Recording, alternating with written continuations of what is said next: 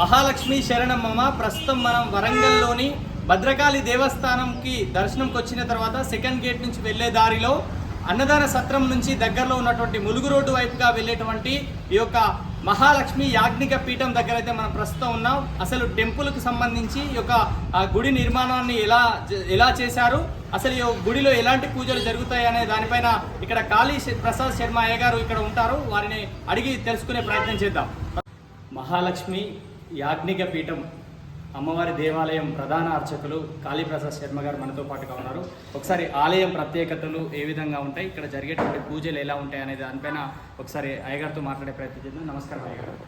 ఇక్కడ మహాలక్ష్మి జ్ఞానిక పీఠం యాజ్ఞిక పీఠంలో ఎటువంటి పూజలు నిర్వహిస్తారు, ఈ యొక్క టెంపుల్ ఎప్పుడు ఎస్టాబ్లిష్ అయింది, అసలు ఇక్కడ ఎటువంటి కార్యక్రమం నిర్వహిస్తారు అయ్యగారు?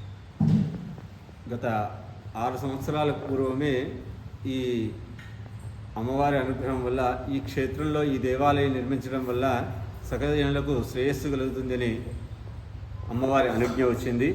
ఆ తర్వాత ఇది పూర్వులు సిద్ధపురుషులు తపస్సు చేసే క్షేత్రం ఈ హన్మకొండ వరంగల్ ఈ ప్రాంగణంలో. అలాగే ఈ భద్రకాళి దేవాలయం వెనుక వైపులో ఈ గుహల వెనకాల సిద్ధులు తపస్సు చేసే క్షేత్రం కాబట్టి ఏదైనా మనము పూజా పునస్కారాలు ఇక్కడ చేస్తే కనుక శీఘ్రంగా ఫలాన్ని ఇస్తాయి.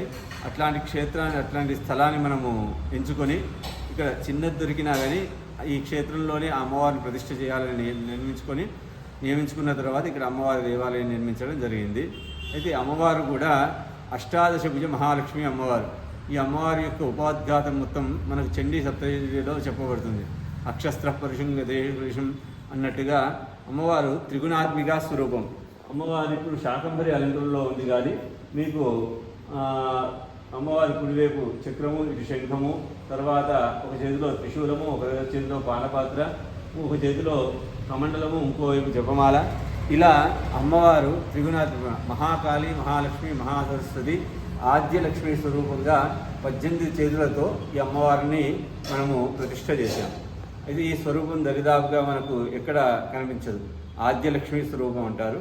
ఈ అమ్మవారికి ప్రతి నిత్యము ఉదయం 6:30కు అమ్మవారికి అభిషేకము, ఆ తదనంతరము నిత్య పూజా విధానాలు, శ్రీచక్రార్చన, అటు పిమ్మట భక్తులకు అర్చనాది కార్యక్రమాలు చేస్తూ ఉంటాము. తర్వాత సాయంకాలం నిషి పూజ, అమ్మవారి మిగతా పూజా కార్యక్రమాలను నిర్వహిస్తూ ఉంటాము. అదే కాకుండా ప్రతి నెల పౌర్ణమి రోజు అమ్మవారి సన్నిధానంలో చండీ భవనం సామూహికంగా నిర్వహించి భక్తులందరికీ అన్నదానం ఏర్పాటు చేస్తాము. అదే కాకుండా ప్రతి అమావాస్యకు లక్ష్మీ ప్రీతిగా మహాలక్ష్మీ యాగం కూడా నిర్వహిస్తాము. ప్రతి సంకష్టికి ఇక్కడ మహాగణపతి స్వామివారు ఉన్నారు. ఆ గణపతి స్వామివారికి సంకష్టికి ఉదయం పూటనేమో గణపతి హోమము, సాయంకాలము వివిధ ఫలపంచామృతాలతోని అభిషేకము నిర్వహిస్తూ ఉంటాము. యాజ్ఞిక పీఠము అనగా యజ్ఞయాగాది క్రతువులు సుశాస్త్రీయంగా జరుపుకోవడానికి ఒక ఆస్థానం. అనగా మనకు పుట్టినప్పటి నుంచి షోడశ కర్మలు అనేవి ఉంటాయి మనతో పాటు.